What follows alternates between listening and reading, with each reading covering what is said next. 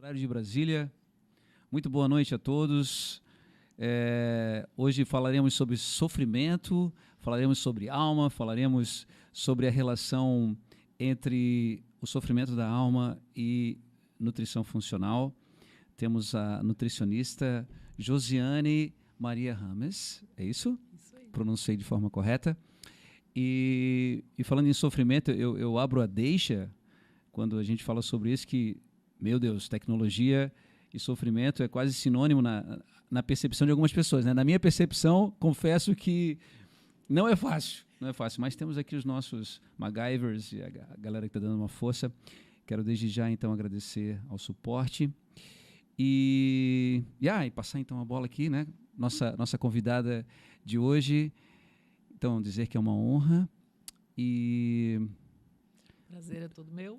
Prazer é seu, prazer é nosso, falando sobre nutrição. Para dar o start, assim, o pontapé inicial,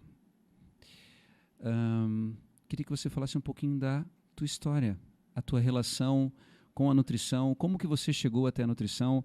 Nós já conversamos em outros momentos e eu sei que a história da Josi é muito interessante, muito legal, e um tanto quanto autobiográfico, essa imersão dentro da nutrição, como que esse start, né, como que você chegou até a nutrição, sendo que anteriormente, não vou fazer o spoiler aí, né, mas você havia feito outra coisa. Então, se você pudesse dar esse pontapé inicial e dizer pra gente o que te levou à nutrição, à nutrição funcional e como que isso se relaciona talvez com a tua própria vida. Então, eu era contadora, né, desde muito cedo, trabalhei 10 anos na profissão. Depois de um período bem estressada, porque sabe, contabilidade é assim, não depende de você, né? Você depende do fisco. Então, chegava todo mês, eu tinha que fazer os lançamentos, o sistema não funcionava, ó, a tecnologia aí, né? Eu ficava louca da vida, não funcionava. Aí, cada vez mais estressada. Eu acho também assim que muito de mim não combinava com aquela profissão. Mas tudo bem, segui a vida. E já desde muito cedo eu comecei a ter alguns desconfortos. Por exemplo, assim... Posso fazer uma pequena pergunta, na verdade, que é uma curiosidade? Por que contabilidade? O que te levou a fazer contabilidade? Sinceramente, eu não sei. Não sei. A influência do pai, a influência da mãe, é uma profissão com maior estabilidade, porque lida com dinheiro, de uma certa forma. A escolha teve um peso na segurança, vamos dizer assim? Sim, tocasse no ponto certo. Quando eu fiz a escolha no vestibular, eu não sabia o que eu ia colocar. Na época, eu até tinha pensado em psicologia, um assunto que eu sempre me interessei. Certo. E eu lembro, na época, de conversar com meu irmão, e ele estava fazendo matemática na UFSC, e ele falou assim, olha, sempre lembra, né, que nós viemos de família humilde, né, o pai e a mãe são da roça, não é fácil a gente, né, trabalhar. Você nasceu na roça? Sim. Literalmente? Literalmente. Inclusive, eu não nasci no hospital, eu nasci no meio do caminho mesmo. Fale mais sobre isso. Então, eu acho que eu estava com muita pressa de vir ao mundo, assim, nossa, eu tenho ansiedade. Muita coisa para fazer, entende? Então, tadinha da minha mãe, né? Eu me apressei demais e nasci antes de chegar no hospital. Eu nasci mesmo, não me recordo se foi no carro ou alguma coisa assim, né? Mas a história é essa. E foi tranquilo? Conseguiu ter o parto ali, possivelmente parto normal, né? Obviamente. Foi parto normal e, aliás, isso até é uma coisa que depois há de abordar na questão de saúde, né? Eu nasci de parto normal, fui amamentada e ainda assim... tive uns probleminhas, né, de saúde, que hoje em dia a amamentação e o parto normal já tem muito estudo robusto, dizendo quão é importante, a importância, né, para a questão de saúde do indivíduo, inclusive por toda a vida adulta, né? Mas, então, assim, meu pai e minha mãe, de vida mais humilde, de né? Qual cidade você nasceu? Angelina. Angelina? É pertinho de Florianópolis, ainda pertence à grande Florianópolis. Que vai para Anitápolis, não é? Isso, divisa com Antônio Carlos, Rancho Queimado, Alberto Leal. Geografia não é meu forte. Rancho Queimado, Isso. Angelina eu conheço, Anitápolis eu conheço, Alberto Leal eu não conheço. Mas a minha família também vem dessa área, né? Minha avó nasceu em Anitápolis, colônia alemã, e então eu conheço um pouco, né? Conheço obviamente Anitápolis, eu passava os invernos em Anitápolis. No verão, geralmente, a gente ia para a praia aqui, né? E no inverno, a gente ia para Anitápolis, porque aquela questão da serra e, né, toda essa beleza. E a tua infância nesse local foi prazerosa? Como foi a tua infância nesse local tão acolhedor, acredito, né? Sim, é um ambiente calmo, né? Então, meu pai e minha mãe sempre trabalharam bastante na roça. Só que é engraçado assim, toda a minha família sempre trabalhou na roça, né? Meu pai, minha mãe, minha irmã, meu irmão. Quando chegou a minha vez, eu sempre tive muita alergia. Então, assim, o mosquito me picava, eu ficava um monstro, né? Eu ficava toda pipocada. Então, assim, para mim foi bem complicado esse período, porque eu não sei, né? Apesar de eu adorar a natureza, acho que a natureza ali, os mosquitos não gostavam muito de mim. Você já tinha uma propensão à alergia? Bastante. E era só bastante. você ou tinham outras pessoas na tua família que Não, tinham já também? a minha mãe também é bastante alérgica, né? Hoje em dia, sim, até depois que a gente estuda, a gente entende muita coisa, né? Olhando para o passado. Então, sim, meus pais são alérgicos, especialmente a minha mãe. E aí, assim, eu acabando, eu não fui para a roça, né? E isso foi bom? Você ficou Foi feliz por isso? Fiquei feliz, eu fui privilegiada, né? Ok. Então eu pude me concentrar muito mais nos estudos, enfim. E os teus irmãos não ficaram com inveja ou ciúme? Meu Não, Deus, ela não, não não. foi, ela não precisou e tal, só Não, a gente. não, pelo contrário. Eu acho que é caçula, né? Eu fui mais Tá. protegida, né? Muitos Mas irmãos? eu tenho uma irmã mais velha e um irmão mais velho do que eu. Entendi. Mas enfim, aí todo esse período lá, apesar da alimentação, Extremamente saudável, né? Na roça. deveria ser, né? Mas assim, o hábito alimentar ele mudou. Isso hoje a gente estuda bastante a transição nutricional que a gente fala. Então, muito ali a partir dos anos 90, para nós esse impacto aconteceu também, mesmo no sítio, na roça. Eu lembro que quando a minha mãe começou a ganhar um pouco mais de dinheiro, aí ela ia no supermercado, porque no centro de Angelina tinha um mercadinho, né? Ela ia no supermercado e falava assim, não, eu vou comprar, por exemplo, né, salsicha, linguiça, Nescau, Prosperidade estava relacionada com industrializados. exatamente. E as propagandas, né, toda a mídia na época, né, se a gente olhar bem lá para trás, Já naquela época? se a Nossa. gente olhar bem para trás, o leite condensado já foi considerado o melhor alimento para o bebê. Olha só, né? Como a gente já, né? Não, isso é sério? É sério, tinha nos jornais falando que e o jornal falava, nossa, mamãe, se você está com leite fraco, porque era considerado que a amamentação, o leite era fraco, não era suficiente para o bebê. Então eles recomendavam dar leite condensado. Dizem, bom, eu escutei falar, né? Essa coisa de ouvir, escutar falar também é um pouco complicada, mas que existia uma intenção na divulgação dessa informação que, por exemplo, o leite materno era fraco ou era ralo, porque isso você já saía da maternidade com um kit leite NAN mais 3, ou leite, né? Ou você já saía com leite ninho, propriamente, não queria dizer a marca. Você já saía com uma caixa de leite em pó, né? Oferecido por uma empresa que tinha todo o interesse do mundo em trazer a compreensão de que, por exemplo, o leite materno ele é fraco, ou ele não é suficiente para o desenvolvimento de um bebê. E na época essa grande indústria, né, que tinha a marca do leite condensado, né, da senhorinha lá desenhada. Ninguém sabe o que era. E o passarinho lá desenhado, mas enfim, eles tinham. Mas também assim, ó, hoje a gente avançou muito, né? No passado a gente tinha muita desnutrição, né? Claro que a amamentação não ia ter relação nenhuma com desnutrição. Mas, como a gente vinha de uma situação, como é que eu vou dizer, econômica e todo um desenvolvimento que a gente ainda tinha muita desnutrição, fome. Então, no Brasil como um todo? Claro, então a indústria aproveitou a deixa, né? Negócios são negócios e aproveitou... Business is business. Aproveitou e a propaganda entrou com tudo, né? Então...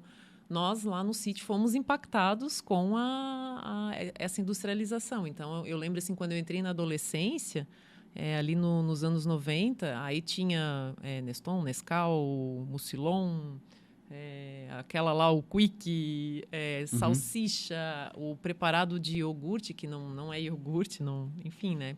O açúcar, assim, rolando solto, né? Então...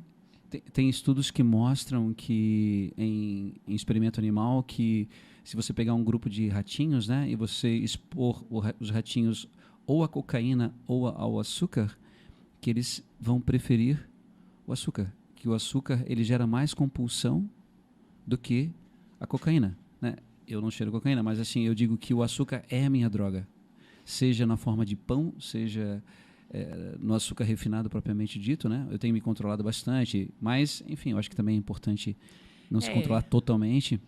O açúcar, ele trabalha, acho que muito nessa questão do sistema de recompensa do nosso cérebro. Então, além de ser uma energia muito fácil, né? Então, Dá prazer.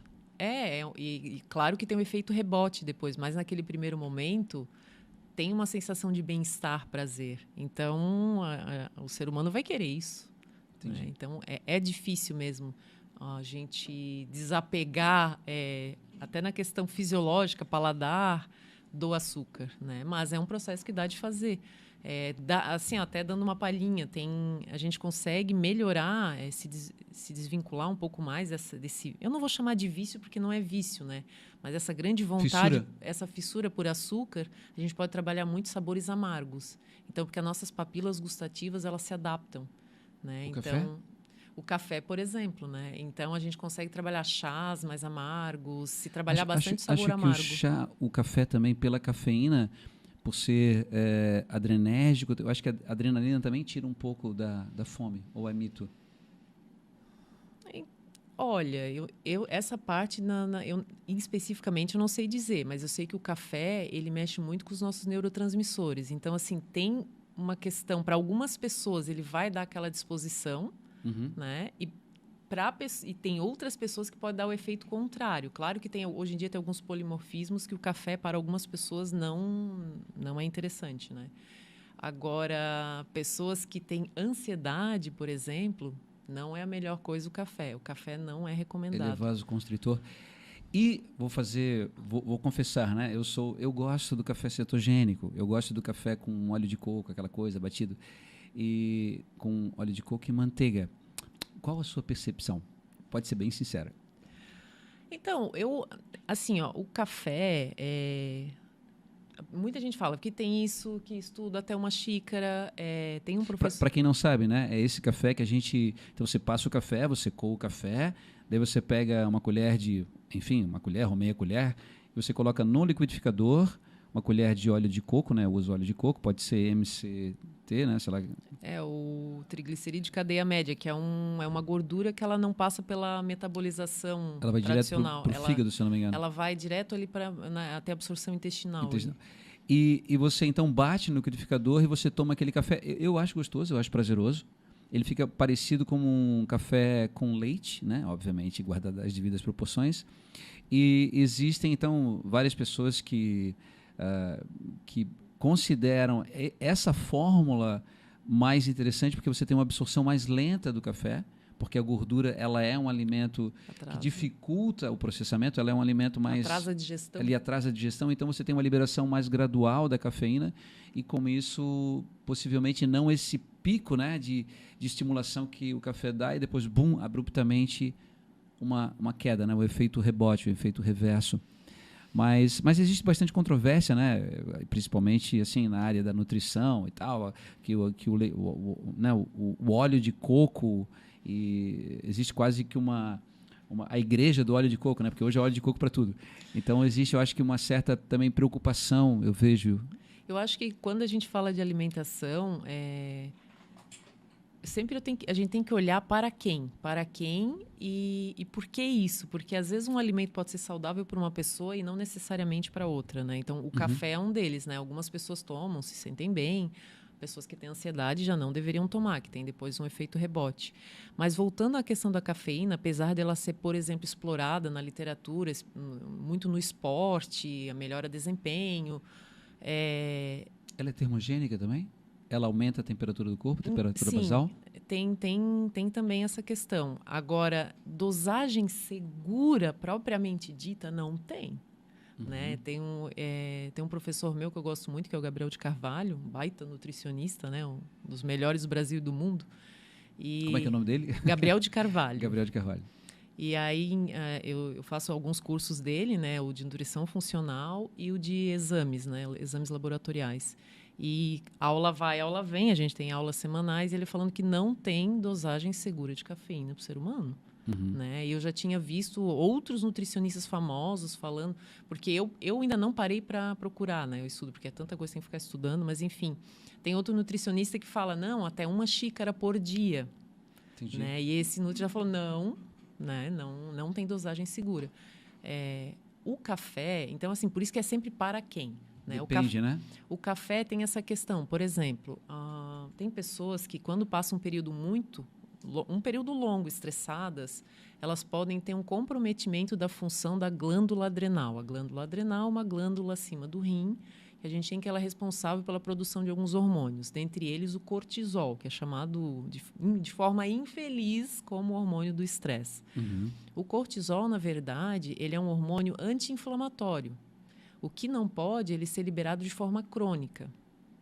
Né? Então, ele sendo liberado de forma crônica, aí sim ele se torna inflamatório. Mas nós temos o chamado ritmo... Ele potencializa a ação do açúcar. Então, é o açúcar, na verdade, que vai propiciar um quadro mais inflamatório.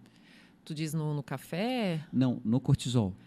Não, a questão do cortisol é um hormônio que a gente tem que produzir diariamente. A gente, na verdade, de manhã, para acordar, a gente precisa produzir cortisol, senão a gente não acorda. Né? E uma pessoa que for muito tempo estressada, ela vai ter um comprometimento da glândula adrenal. Então, ela não vai mais produzir adequadamente esse cortisol, porque a gente produz o cortisol de forma rítmica, né, durante o dia. Se olhar, hoje em dia tem estudos falando do nosso ciclo circadiano. Então, de manhã a gente tem um pico de cortisol, tem alguns picos também durante o dia, e à noite ele deve baixar, e nós temos que ter a melatonina, que é o hormônio do sono, para nos ajudar a dormir. Perfeito. Uma pessoa que for muito tempo estressada, ela não vai ter essa produção de cortisol. Então, de manhã ele deveria dar um pico ali de 14, por exemplo.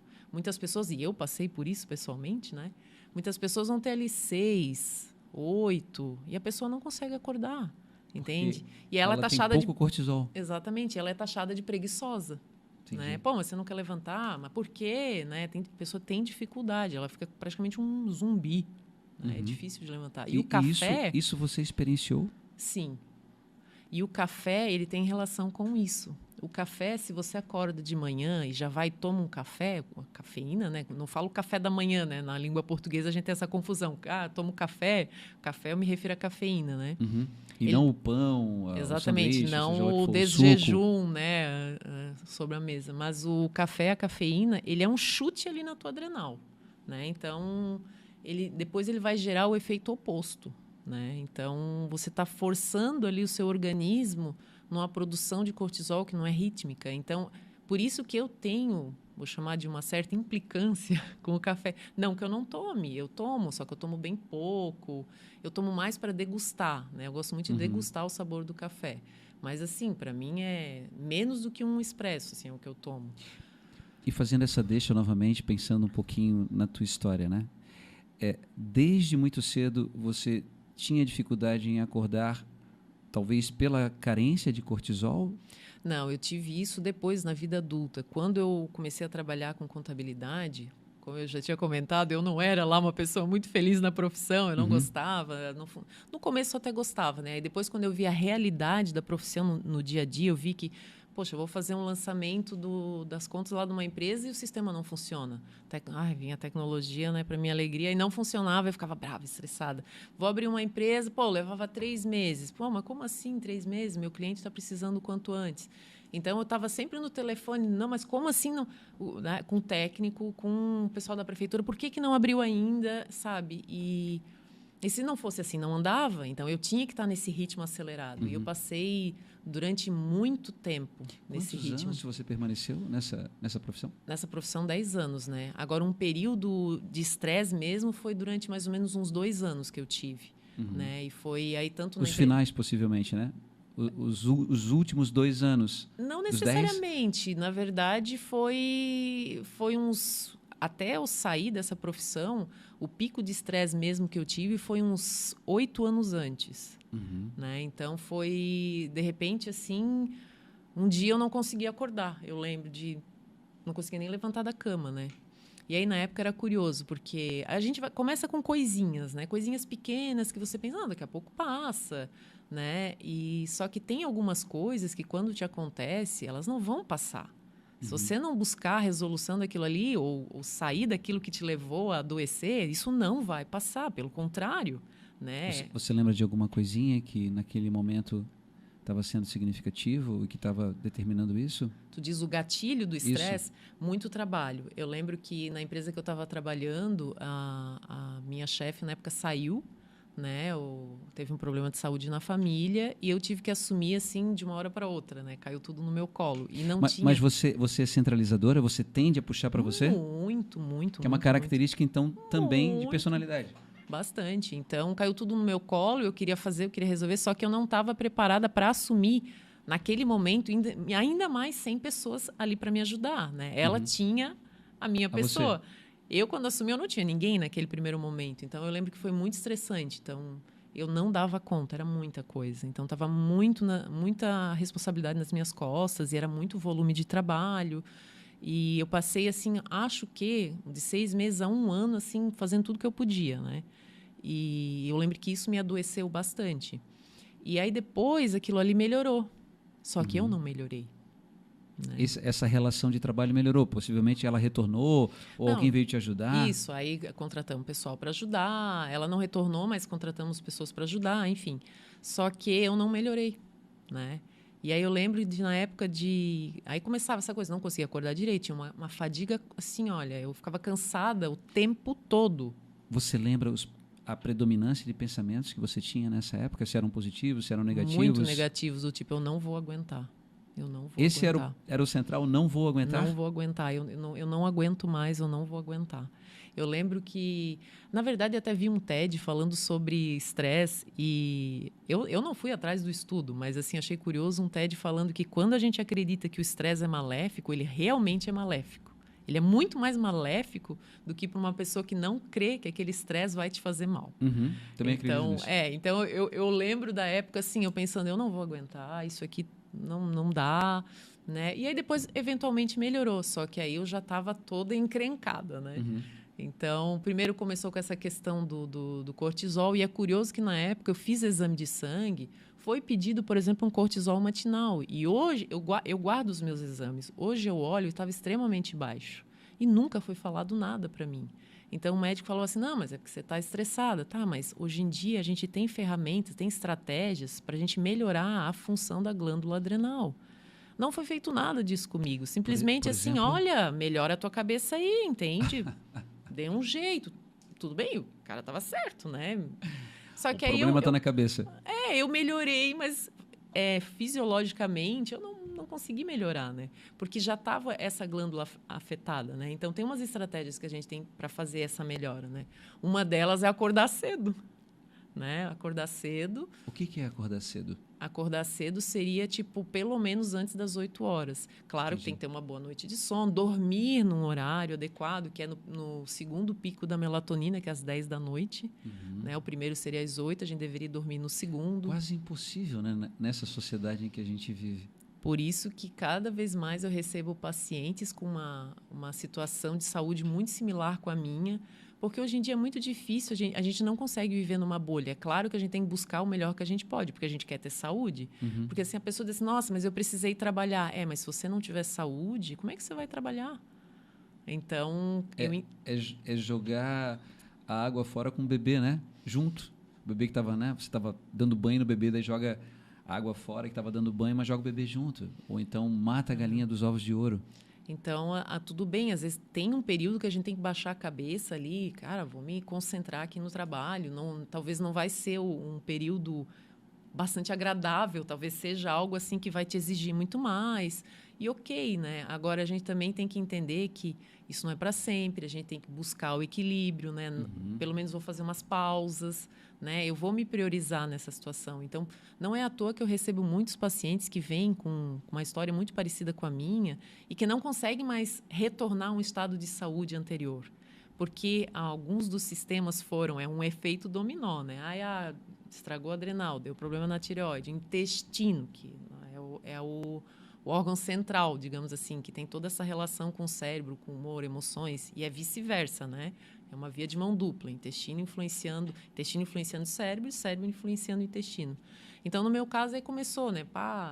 Intolerância à lactose, Aí depois parecia que eu não conseguia mais comer nada. A intolerância, ela foi uma consequência ou ela já existia antes? A gente não sabe hoje o motivo que pode levar uma pessoa a ter intolerância à lactose. Agora, uma coisa é certa, se você se estressar, inflamar, você vai mudar a composição de bactérias do teu intestino, que é o chamado a nossa microbiota, né? Então, se você... Existem microbiotas ou existem bactérias que tendem a crescer quando nós estamos num estado de humor negativo, quando nós estamos com raiva, ou quando nós estamos estressados? Na verdade, o nosso cérebro passa essa informação negativa, né, para o intestino. Então, além de tudo, além do nosso microbioma, nossa microbiota ele mudar, a gente também, quando a gente está estressado, a gente não se alimenta da melhor forma possível, né? Vamos combinar que é um conjunto de fatores que levam essa chamada desbiose, que é esse desequilíbrio das bactérias, né? Desbiose, na verdade, pode ser... tem vários tipos de desbiose, mas, em geral, vamos chamar um desequilíbrio das bactérias, né? Então, imagina que as maléficas estão a mais do que as benéficas. Então, elas se alimentam de açúcar? As maléficas, elas Sim. aumentam? Porque essa poderia ser uma relação causal. É que o açúcar, o que acontece? Não é só na questão do intestino, né? Ele vai fazer, por exemplo, um pico de insulina, que é o hormônio que vai fazer a alocação desse açúcar para dentro da célula. Porque quando a gente consome o açúcar, ele não pode, essa molécula não pode ficar andando ali pelo sangue, né? Sem estar dentro da célula. Então, você precisa pegar esse açúcar e jogar para dentro da célula. E se esse açúcar não é adequadamente colocado para dentro da célula, ele é inflamatório. Inclusive, ele continua rodando, né? Inclusive, literalmente, ele arranha as suas artérias. Ele arranha, literalmente. Então, quem que coloca o açúcar para dentro da célula? A insulina. E a insulina é um hormônio produzido pelo pâncreas. E, então, no começo, você produz uma quantidade X de insulina para colocar esse açúcar para dentro da célula. Aí, imagina que você começa cada vez a comer mais açúcar, e mais, e mais. Você já fez uma refeição volumosa de carboidrato, ainda vai comer o docinho ali no final. Com o tempo, é como se a insulina não funcionasse mais tão bem quanto antes. Então, você precisa uma dose um pouco maior. Lá vai o teu pâncreas. Como se o organismo fosse se acostumando com o álcool, né? É tipo uma questão adaptativa. Então, daqui a pouco, você precisa produzir mais insulina. Antes era uma dose, depois é 2, depois é 3, dependendo, obviamente, da resistência insulínica. E aí esse aumento de insulina, porque essa insulina ela é inflamatória, né? A gente tem um determinado número lá acima disso, é inflamatório. Então, o açúcar tem essa questão inflamatória, né? E aí, no intestino, vai acontecendo essa mudança. Então, o que acontece? Você já está com a insulina elevada, aí dá esse pico inflamatório, vai inflamar teu intestino vai inflamar o restante do teu corpo, porque eu sempre digo que o intestino é um órgão fofoqueiro.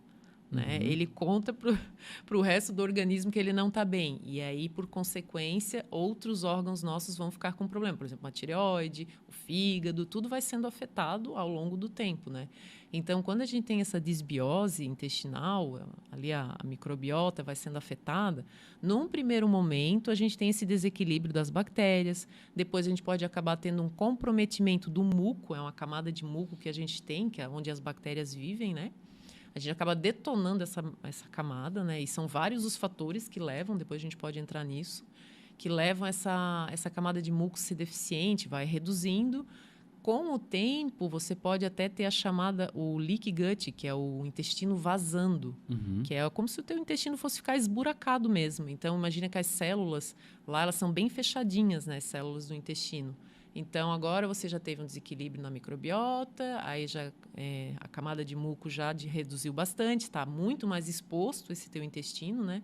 E com o tempo, a membrana das células ali da mucosa intestinal, ela começa a afrouxar. E aí vai tendo buraquinhos ali. E vai tendo permeabilidade. É a chamada permeabilidade intestinal. E aí começa a passar ali coisas que não poderiam passar para a tua corrente sanguínea. Por exemplo, um pedaço de bactéria. Né? E isso é muito inflamatório. Entrando na corrente sanguínea, né? E não poderia. Aí outra coisa... se espalha pelo corpo. Toxinas ambientais, porque a gente é bombardeado de toxinas ambientais, né? Desde agrotóxico ao arsênico no arroz, é normal. As pessoas que têm, por exemplo, a restauração no dente de amálgama, tem mercúrio.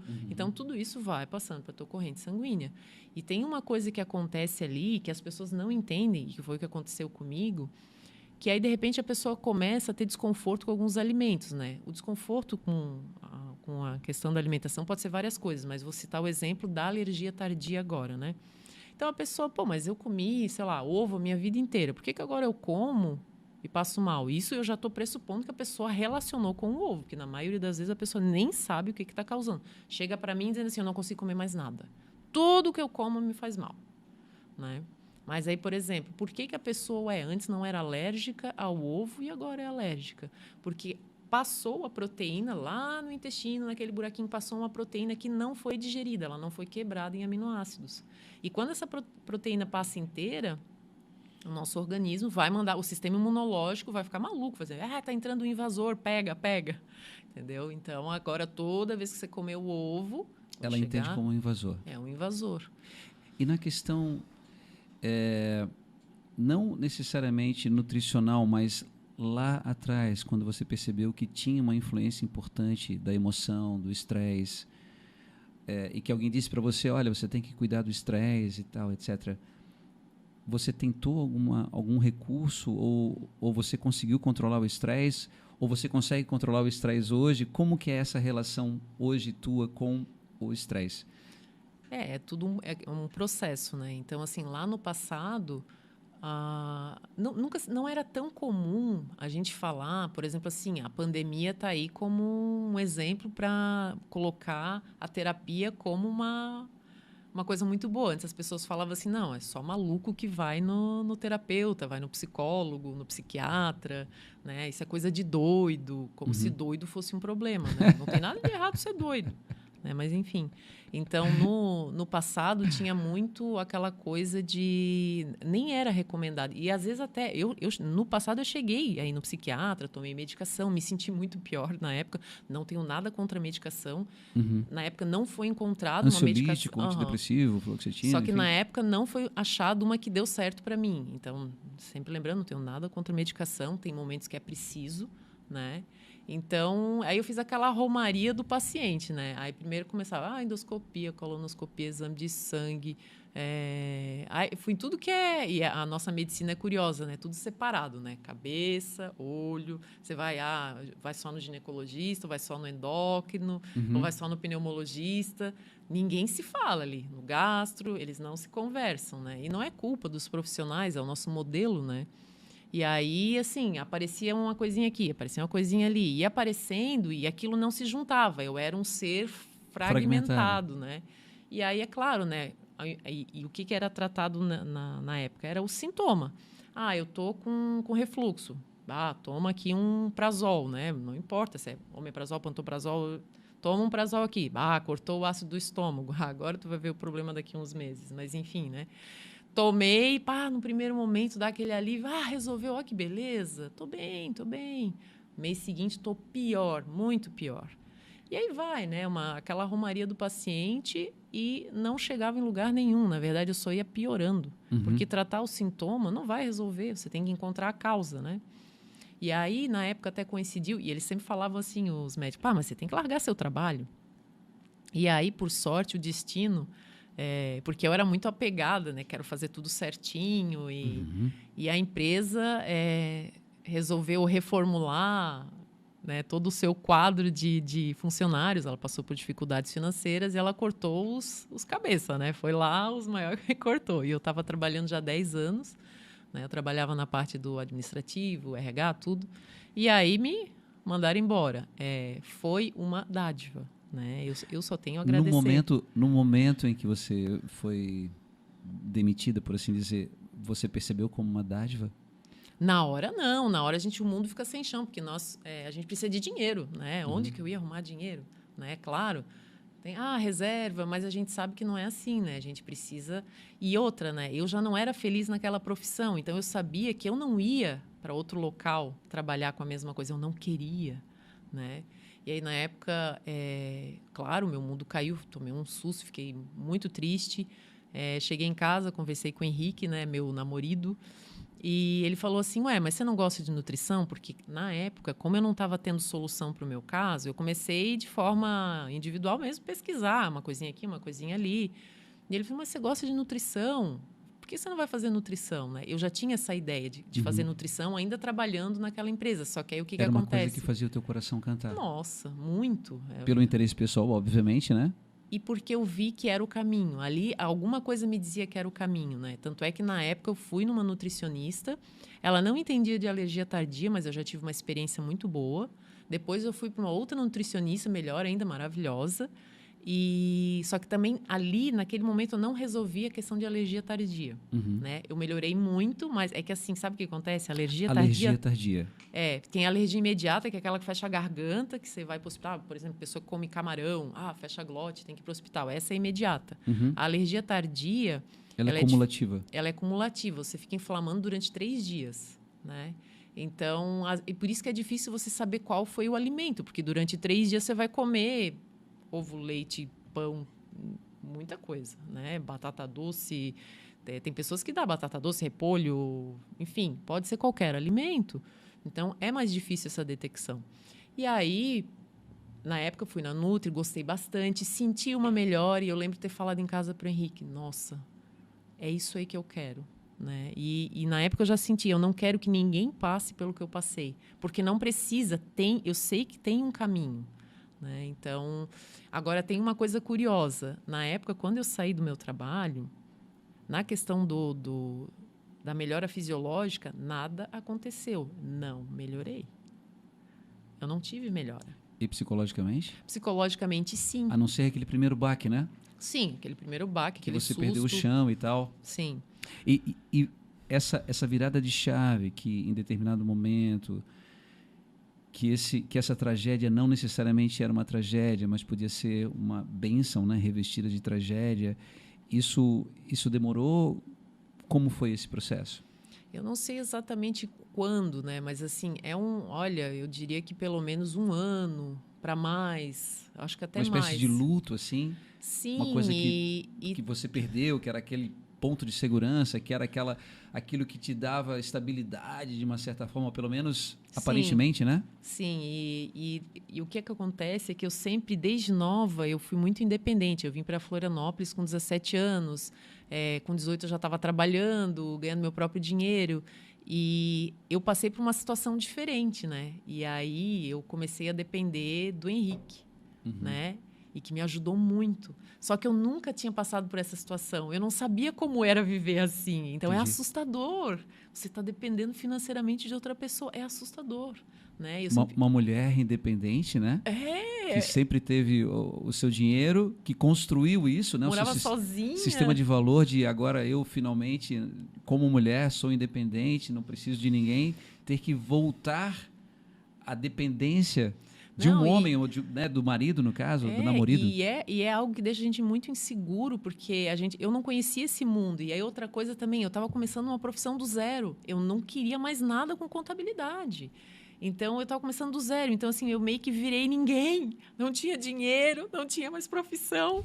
Né? Eu lembro que, na época, eu procurei um psicólogo e ele falou assim... mas você sempre pode voltar a trabalhar com contabilidade. Quando ele falou aquilo, eu me senti muito pior. Eu preferia ir trabalhar em qualquer outra coisa, menos contabilidade. Eu acho que foi um burnout que eu tive. Acho que ele não entendeu, sabe? Eu não queria mais nem ver na minha frente. Quase um estresse pós-traumático. Praticamente. Eu, na época, até cogitei assim, eu vou trabalhar, porque eu gosto muito de cachorro. O nome contabilidade já fazia arrepiar. Assim. Já me dava assim, uma falta de ar, um desconforto. Né? E aí, na época, eu falei assim, nossa, eu prefiro ir trabalhar, dar banho em cachorro, porque eu amo cachorro, né? Até pensei em passear com cachorro. Vou passear com cachorro, vou dar banho em cachorro. Mas isso mostra como que uma ideia é algo poderoso. As pessoas não dimensionam isso. A palavra contabilidade era capaz de deflagrar toda uma série de sintomas fisiológicos. Um deles era a falta de ar. Sufocamento. A sensação assim de que alguém está prendendo. Aí eu lembro que toda vez que eu sentava na frente do computador, que eu ia fazer os lançamentos, né, das empresas, eu tinha muita falta de ar. Eu ficava, né? Olha, aí eu lembro quando o psicólogo falou, não, mas... porque na época eu falei assim, nossa, eu estou dependendo agora financeiramente de um homem, do Henrique, meu Deus. Ele falou, não, mas qualquer coisa, você pode ter seu próprio dinheiro, você pode trabalhar com contabilidade. Quando ele falou aquilo me matou por dentro. Eu falei, não, eu não quero. Não quero. Né? Então, agora é curioso, né? Que eu saí desse período estressante, agora fisiologicamente eu não tive melhora. Porque já tinha... O padrão se estabelecido. O que acontece? Inflamação A alergia tardia não desaparece. Não é assim. Você tem que tratar. Hoje, inclusive? Hoje não, hoje eu consigo resolver, porque o que acontece? Na época eu não entendi o que estava acontecendo comigo, eu nem sabia que eu tinha alergia tardia, eu sabia que o que eu comia não me descia bem. Aí, claro, comecei a tratar estômago, realmente, eu tinha, esofagite, gastrite, vamos cuidar, mas ainda assim, o alimento não me cai bem, eu não me sinto bem, eu tenho dores intestinais, né? Eu tinha a pele toda com erupções, eu tinha bastante rinite, nossa, muita rinite, sinusite. Hoje em dia eu tenho até um mapinha de sintomas que eu passo para o paciente. Assim, é muito sintoma, é mais de 30 e poucos sintomas. E o marido sofria junto? Sofria, porque dia e noite eu ficava falando, meu Deus, agora tá doendo isso. Ai, agora tá doendo isso. Ai, que dor no estômago. Ai, isso, coitado. Ele sofreu. É um anjo, né? É um anjo. É um anjo peste, mas é um anjo. Não, ele me ajudou muito. É um peste anjo peste, mas não, eu compreendo. Não, mas olha, foi um período longo. E aí eu lembro assim que, eu saí daquele período estressante, fui fazendo uma faculdade, tem aquele susto, aquela coisa, meu Deus, que profissão é essa? Estou começando do zero. Depois que eu me encontrei ali na nutrição, eu continuava sentindo dores intestinais, né? Inflamação lá em cima. Muito mais prazer ainda no dia a dia. Sim. Mas concomitantemente o medo permanecia, a insegurança? Bastante, porque, por exemplo, assim, durante o curso inteiro eu ouvi: acha que é fácil ganhar dinheiro com nutrição? Não é fácil, né? A maioria muitos nutricionistas recém-formados falando: eu não ganho R$1. Né? Paciente não volta. E um monte de coisa. Sabe aqueles comentários negativos? Eu ficava apavorada. Eu chegava em casa e falava para o Henrique, eu não vou ganhar R$1 com nutrição. No discurso que você ouviu quando criança, principalmente da mãe, porque a mãe é uma figura direta, né? Sim. Tinha uma tendência, essa compreensão um pouco mais negativa da realidade? Sim, bastante. Eu não sei se meu pai e minha mãe estão assistindo, mas... Não, aqui não é um confessionário, mas enfim... Mas tem uma coisa curiosa, eu acho que não tem nada de errado. Na nossa família, eu sempre achei que isso era uma coisa de ter segurança, né? Então, a minha mãe ela é muito preocupada com as coisas. Então, às vezes, tal coisa vai acontecer. Não vai dar certo. Né? E eu sou igual, eu sou a mesma coisa. Não vai dar certo. Eu chegava em casa e falava para o Henrique, não vai dar certo. Não vai dar, meu Deus. Imagina uma nova profissão, né? Começar do zero.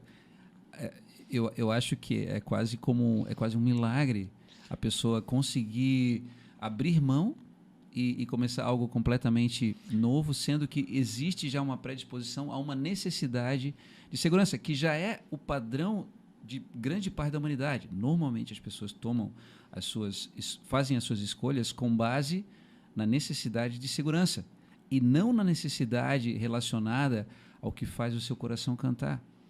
E isso me assustou muito. E eu ficava, toda vez que eu vi esse discurso de que, meu Deus, você não vai ganhar dinheiro com nutrição, aí eu conversava com o Henrique, ele me acalmava. E nos outros momentos eu olhava alguns nutricionistas de sucesso, por exemplo, Murilo Pereira, Gabriel de Carvalho, a Bettina Moritz. Eu olhava assim, não, eu vou ser que nem eles. E, claro, com o apoio do Henrique, falando, não, tu vai conseguir sim.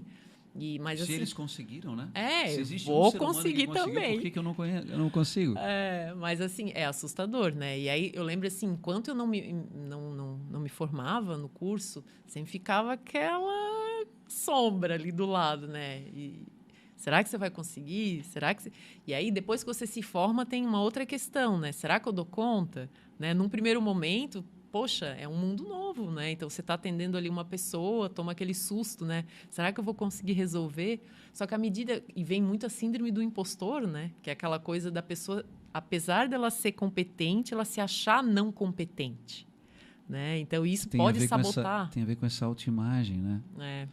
E aí eu lembro que eu ficava com muito medo, assim, no começo. Aí... E essa autoimagem, esse padrão, essa personalidade que você estruturou ao longo da tua vida, você compreende que ela ainda permanece hoje? Você flexibilizou? Como é que você lida hoje com você mesma? Ela permanece. Eu negocio, né? Eu negocio com ela. Olha só, tá tudo bem. Na verdade, até vi uma dica... Eu não recomendo, Fale mas... mais sobre isso, né? Você negocia com você mesmo. Então, assim, você para e assim... Ô, Josi, Ó, a parada é a seguinte, agora, meu, dá um tempo, dá um time, né? Deu. Chega a se preocupar. Tudo bem? E daí, passa. Como é que você faz? Não, eu vi uma dica de internet, não recomendo, mas não, a dica eu recomendo, mas eu não recomendo que fique olhando dicas na internet, né? Porque se você olhar no Google, daqui a pouco todo mundo está com câncer, né? Mas enfim. Uma dica que falava assim: eu não sou os meus pensamentos. Ou todo mundo tá rico, né? Porque o que tem de dica na internet também dizendo como é que você pode enriquecer. Tem muitas pessoas que já começaram ali lá em cima e falaram não, porque, né? Mas, enfim, não vou entrar nesse mérito. Mas eu vi essa dica que falava assim: eu não sou os meus pensamentos. Aí eu pensei, tá bom, eu não sou os meus pensamentos, não vou me deixar levar por esses pensamentos. Claro, tem vezes que a gente cai, né? Uhum. Mas depois eu não sou os meus pensamentos. Aí tem uma outra dica que eu achei legal que falava assim: você nunca pensou em praticar isso de forma mais sistemática? Tipo, você dizer para você mesma, quando você está lá surtando, né? Meu Deus, o mundo vai acabar e vai dar tudo errado. E daí você simplesmente lembra você mesma, eu não sou os meus pensamentos. Isso demorou para acontecer, porque isso é um processo, né? A mudança... A gente vem de um padrão de comportamento, para mim era muito enraizado essa coisa do negativo, né? E eu gosto das coisas muito certinhas, sou uma pessoa que quero tudo assim, né? Perfeccionismo, né? Então eu era muito perfeccionista, ainda sou, né? Mas aí eu ficava... E com perdão da palavra, né? É uma merda. Perfeccionismo, porque eu acho que te trava, te atrapalha, o maior te atrasa. vilão que você pode ter não é o outro. Porque o outro ainda tá fora. Eu posso dizer assim, cara, sai fora. Mas como é que eu vou dizer para mim mesmo, velho, sai fora?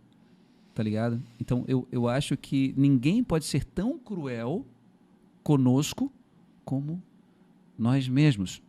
Porque a gente acredita nos nossos pensamentos. Exato. A gente acha que aquilo é verdade. Então... E existe uma forma de não acreditar? Eu acho que o que acontece assim, ó, é ver a coisa boa dando certo.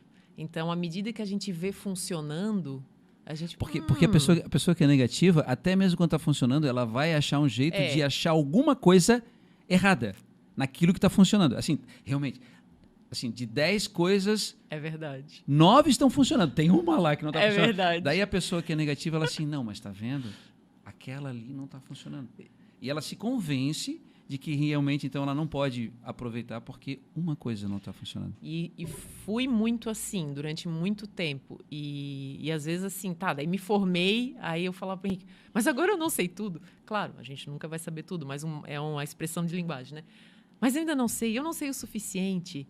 E aí o que acontece? Eu fiquei vendo essas dicas, eu não sou meus pensamentos, isso aí é pensamento sabotador, sai para lá. Outra coisa, dizer para aquela voz interior que fica tentando te sabotar, cuidado com isso. Calma, fulana, tá tudo bem, eu tenho tudo sob controle. Né? Você faz o diário, não? Você escreve? Não. Não. Essa é uma, né, tomar liberdade de falar um pouquinho sobre isso, porque é uma coisa que eu faço. Eu escrevo praticamente todos os dias.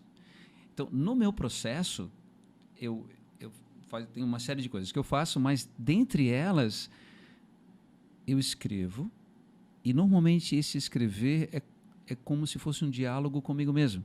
É como se eu tivesse 3 Pedros ali, naquela história. Tem o Pedro que possivelmente está sofrendo, então, meu Deus, tem isso que está errado, que vai dar errado e tal, etc. E eu dou liberdade a esse Pedro. Eu não reprimo ele. Eu digo assim, tá, tudo bem, tá sofrendo? Tô sofrendo muito porque tal coisa está acontecendo, eu estou muito inseguro porque não tenho dinheiro e tal coisa, e agora vou ter que sair daqui, para onde que eu vou, minha vida vai acabar. Então, primeira coisa que eu acho que é importante é dar liberdade para essa voz. Porque se eu reprimo ela e digo, eu não te aceito, ela me pega pela porta dos fundos, entende? Quando eu vejo, me dá um pânico absurdo porque eu estou reprimindo isso.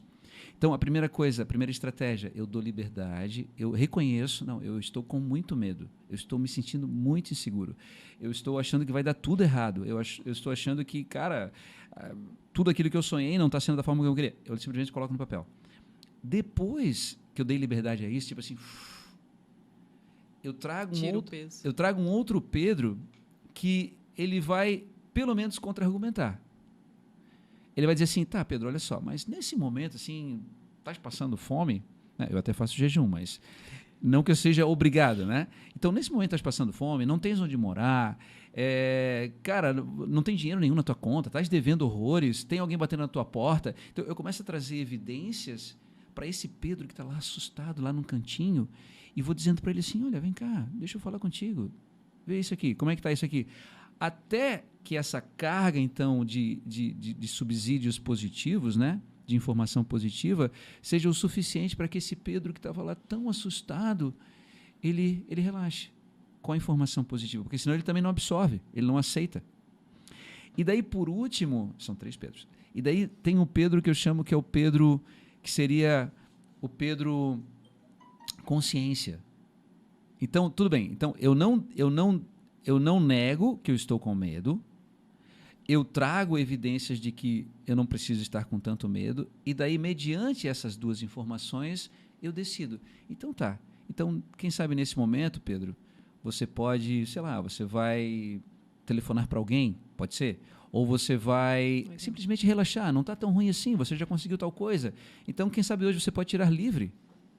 Então, é como se tivessem uma multidão de Pedros dentro, não uma multidão de demônios, não, né? Mas tem uma multidão de Pedros dentro da minha própria cabeça, essas várias falas, e muitas vezes falas que vêm da minha mãe, falas que vêm do meu pai, que tem personalidades diferentes, mas eu vejo muitas vezes eu reagindo conforme a minha mãe, o medo, a angústia, o desespero, ou muitas vezes como meu pai, extremamente racional, julga tudo, bota tudo, analisa tudo.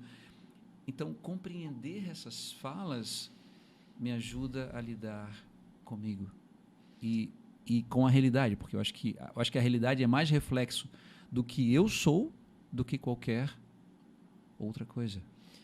Eu acho que nessa tua história dá de ver que a primeira coisa que você faz é acolher, né? Uhum. Acolher o Pedro desesperado, assustado, com medo, né? E dá voz a ele. Deixar ele desabafar. Deixar ele desabafar.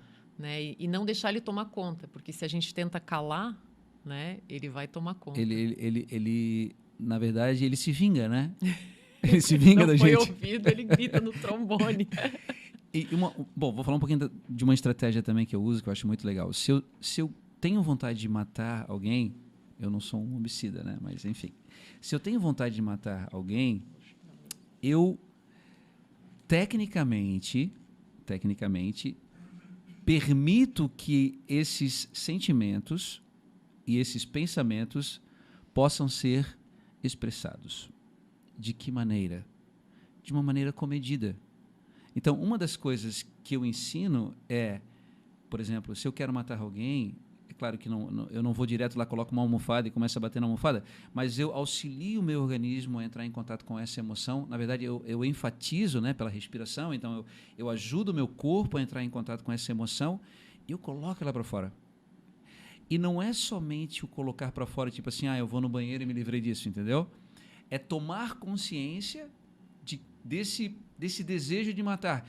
E uma vez que eu tomei consciência, as pessoas vão ter medo agora ainda comigo. Uma vez que eu tomei consciência e eu reconheço, eu poderia matar uma pessoa se eu quisesse.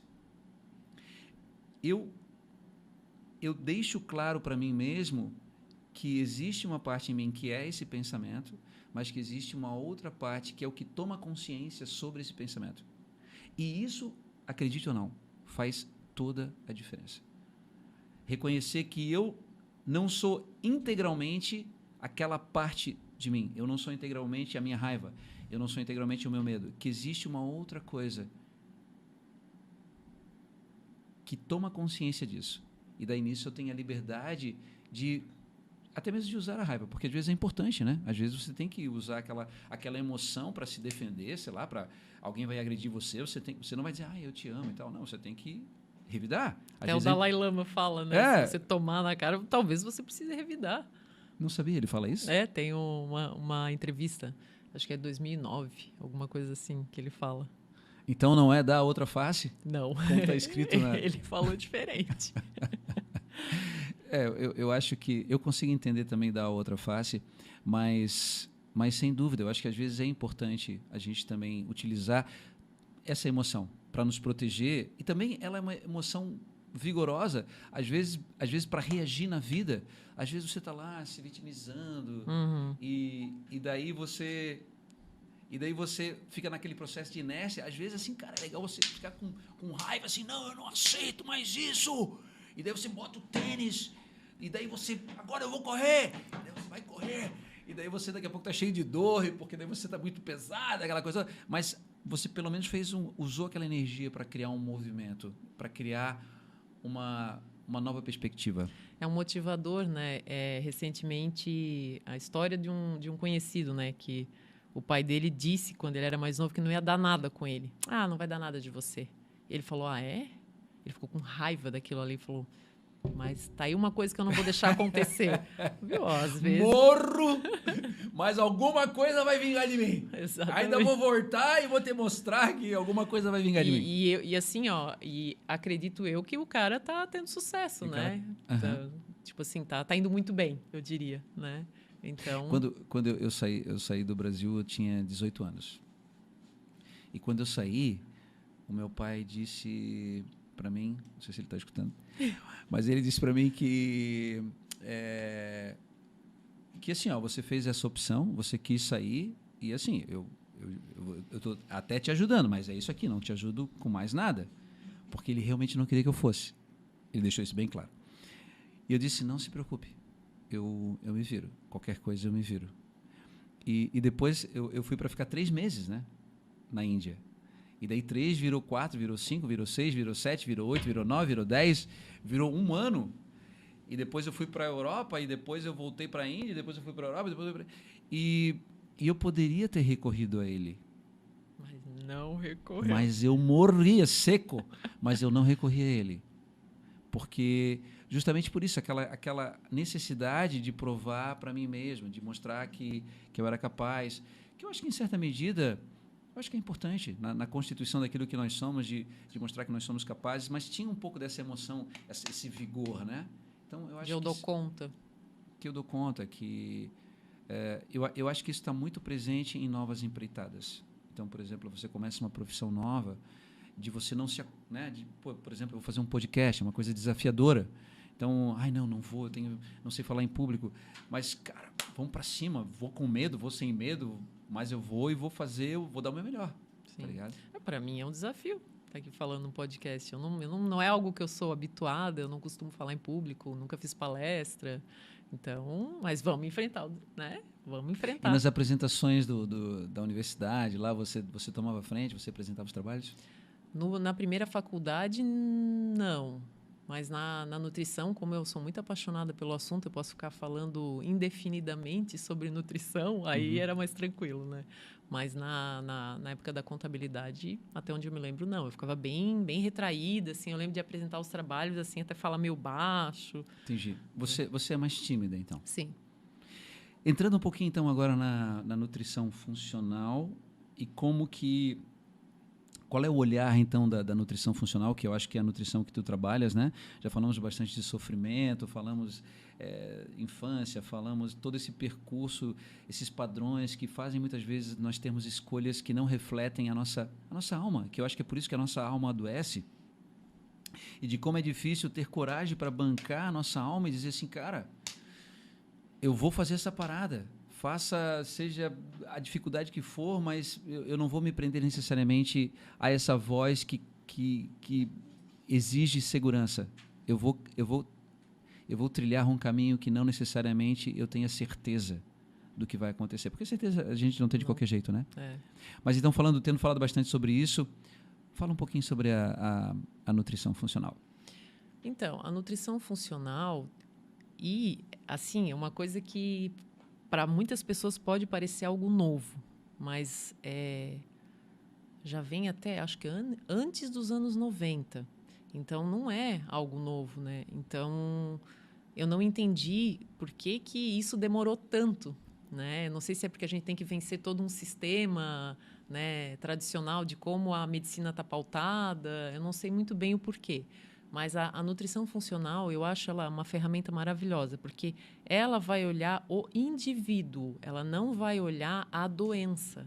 Uhum. Porque quando a gente vem uma pessoa que está com uma determinada doença, se você for olhar sob o foco daquela doença, você vai tratar o sintoma, porque às vezes a doença às vezes é só um sintoma, né, de outra coisa.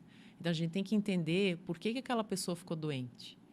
Então, às vezes nós dois podemos ter a mesma doença, mas o que te levou a adoecer pode ser diferente do meu processo de adoecimento.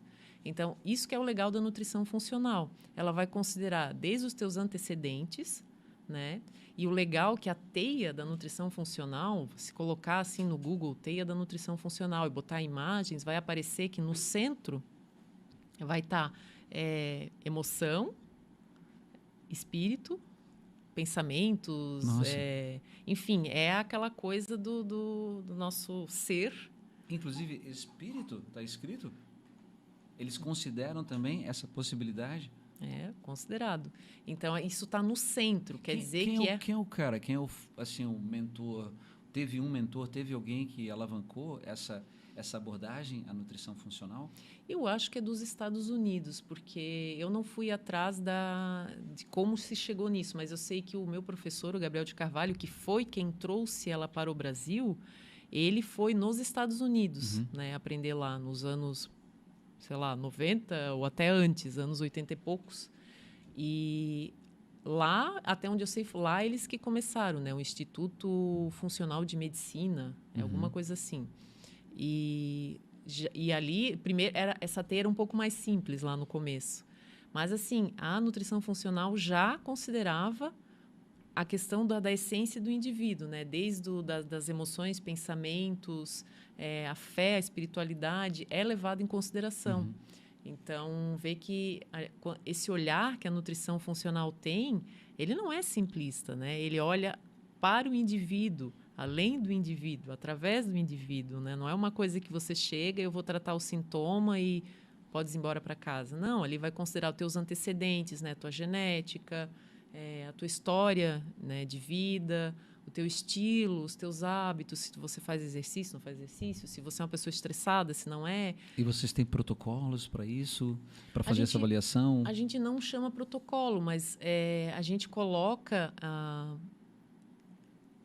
o que o indivíduo traz, a gente coloca ele nessa teia. Então, a gente pergunta, desde a genética, do estilo de vida, se ele está passando por um período estressante, a gente consegue ir identificando, né? A gente tem muita ferramenta. É uma avaliação mais qualitativa, então. Exatamente. Aí tem a parte, por exemplo, dos gatilhos. A gente tem que saber qual que é o gatilho daquela pessoa, né?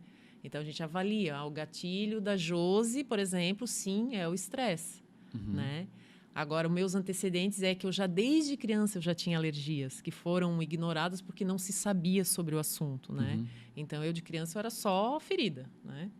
Então, eu já tinha alergias desde criança. E a alergia não some, muda de órgão-alvo, né? Então, não desaparece, isso só vai piorando, né? Então, aí você identifica os gatilhos. Parece as minhas dores articulares. Porque eu danço balé e eu tive muita dor, principalmente após um ano assim que eu comecei, porque eu comecei a dançar muito tarde, né? As pessoas acham que balé é uma coisa muito de boa, mas balé é extremamente intenso e requer um condicionamento físico muito, muito específico. E eu me lembro que depois de um ano, na verdade, eu fui recomendado para cirurgia. Eu tinha uma dor articular aqui no quadril que eu não conseguia fazer antroflexão. Nossa. E eu fui no médico, mas eu fui bem de boa, assim, tipo, não pega nada. E ele mandou eu fazer não foi uma ultrassonografia, foi aquele que você entra naquela... uma ressonância magnética. E tinha uma lesão significativa e ele recomendou para cirurgia, porque tinha que daí raspar, não sei o que lá, que estava...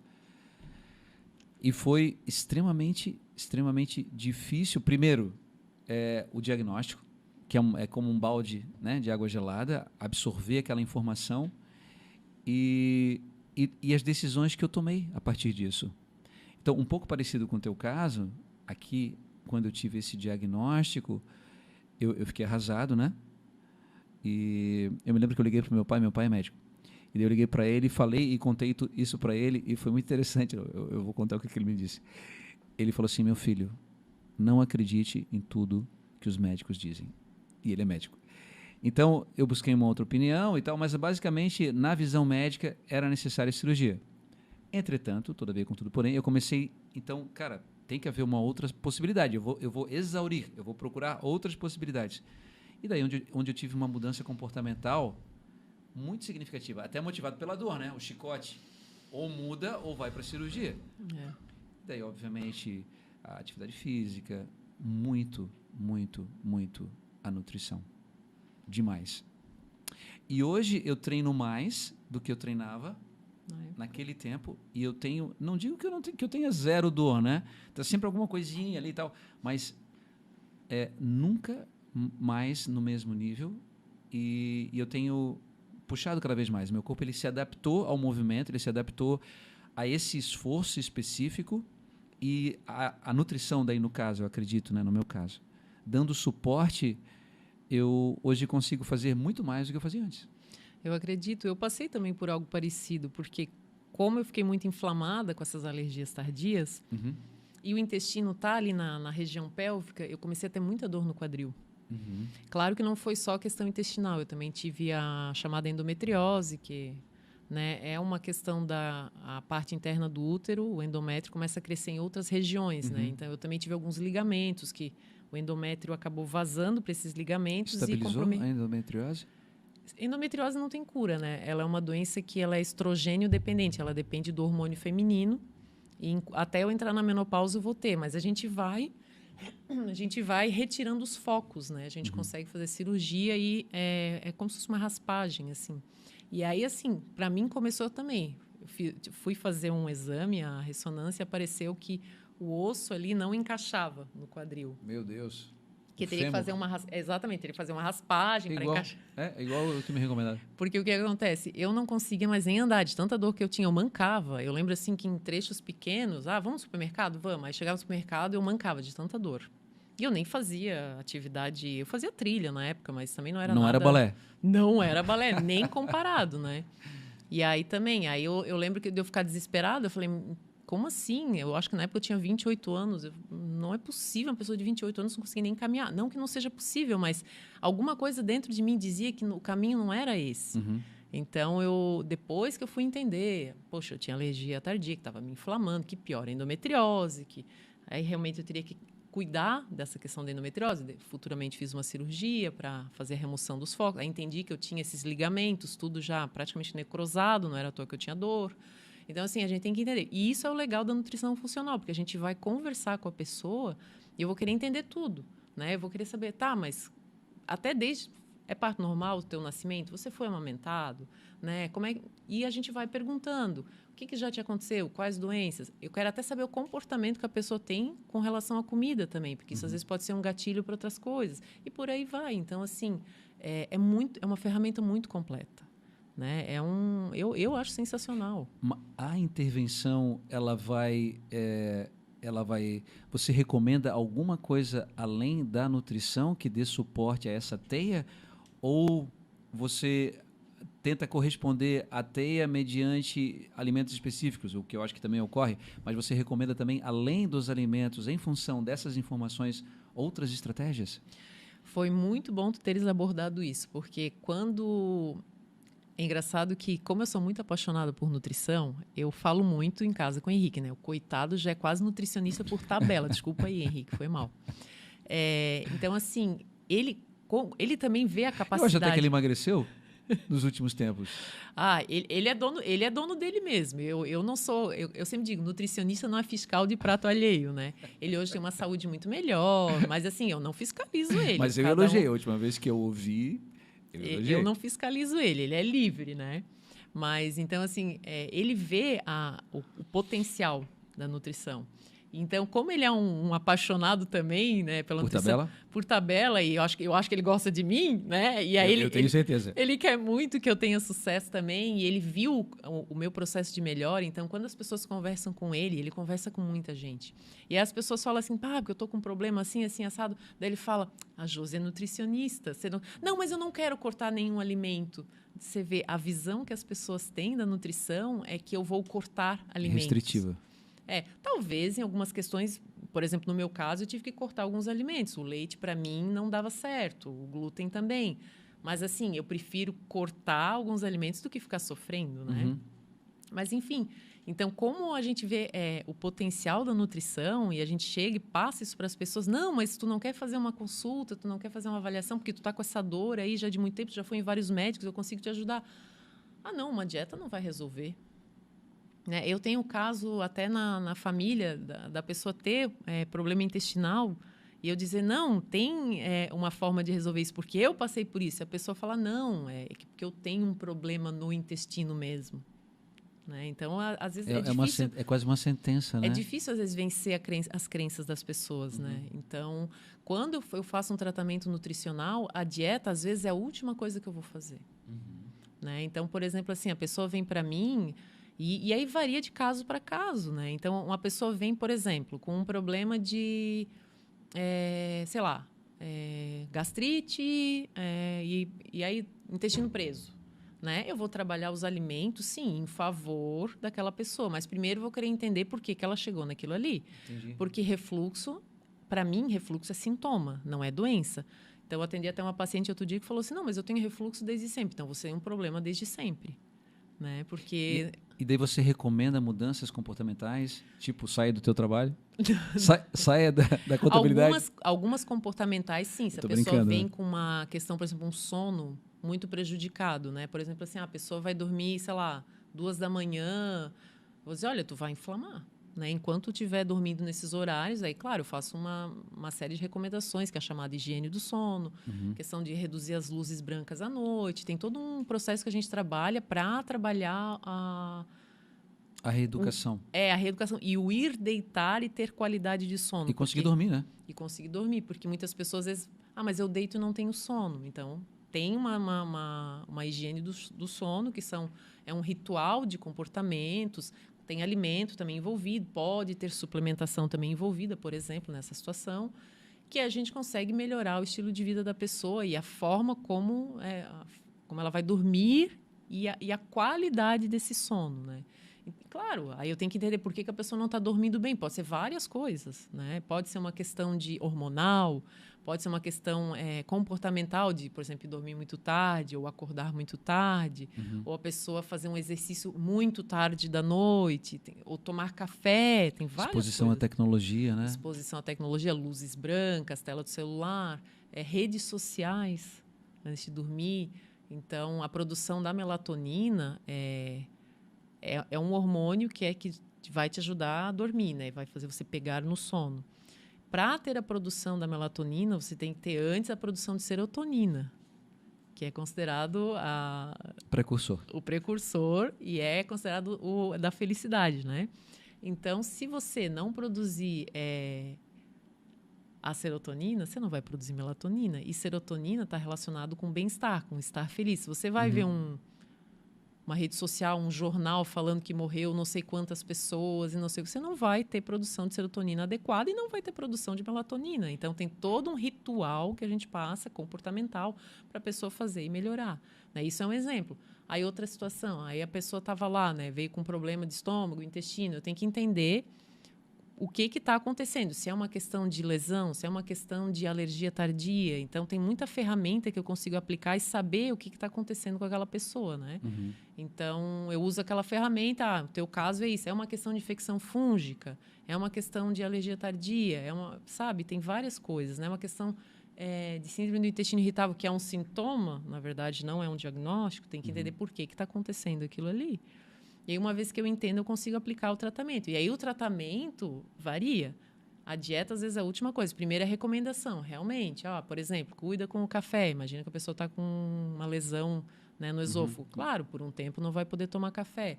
Aí diz, não, realmente tira o café. Porque senão é uma bola de neve, né? Se você não arruma aquele problema, ele não vai sumir, ele vai só piorar. E aí, um estômago, uma digestão ruim, por exemplo, vai te fazer ter um intestino ruim também. E aí, daqui a pouco, teu intestino também não está legal e é uma bola de neve, efeito dominó. E daí, no caso, a pessoa, vamos supor o café, ela teria ainda a possibilidade de ter esse alimento, mas então Mais de à forma frente. mais reduzida? Não, mais à frente sim, porque às vezes o tratamento é uma coisa temporária também, né? Então, para algumas Para a mucosa pessoas, se restabelecer. até a mucosa se restabelecer, você não vai tomar café ou toma um descafeinado. É claro, também tem que ver se a pessoa não tem problema com os taninos do café, então tem que ter um olhar assim bem atento, né? Mas aí eu consigo fazer alguns testes, saber se a pessoa tem, por exemplo, tem lesão ou não. Eu falo, faz o teste do limão. E se a pessoa, por exemplo, tem uma alimentação que a base dela seria, por exemplo, fritura... Por exemplo, aqui do lado tem uma pastelaria, né? Aquele óleo, normalmente, ele é utilizado inúmeras vezes. Ele já está bem ali Saturado, oxidado, né? E normalmente também gordura hidrogenada e uma série de outras coisas que são utilizadas na preservação do próprio óleo. Não, e às vezes até esse óleo usado na fritura é um óleo hidrogenado. Não sei se você já viu, tem no Forte Atacadista aqueles balde, tipo um balde grandão assim de margarina. Eles usam aquilo ali para fritar. Eles acrescentam o hidrogênio para dar mais estabilidade para que a gordura se preserve mais tempo. E na verdade ela muda a conformação dela, né? Ela, do estado líquido ela fica um estado cremoso, né? Mas enfim, então assim, a fritura, a pessoa come fritura todo dia. Não, aí eu realmente vou ter que dizer, olha, não come todo dia. Agora, comer fritura eventual não é isso que vai te inflamar. E se a pessoa sabe que ela não deveria comer, mas ela não consegue parar de comer? Na verdade, ela não consegue parar de tomar a Coca-Cola dela, ela não consegue comer o pastel como base da alimentação dela, ela sabe que ela está se prejudicando, mas ela simplesmente não consegue mudar. Eu acho que 99,9% das pessoas sabe, né, que não está comendo adequadamente. Hoje tem bastante informação até nesse sentido. Não está comendo adequadamente para a manutenção da saúde. Geralmente, esse tipo de pessoa, eu faço mais uma abordagem comportamental. Porque se eu chegar e falar assim, olha só, fulano, agora você não vai mais tomar Coca-Cola, não vai mais comer o pastel.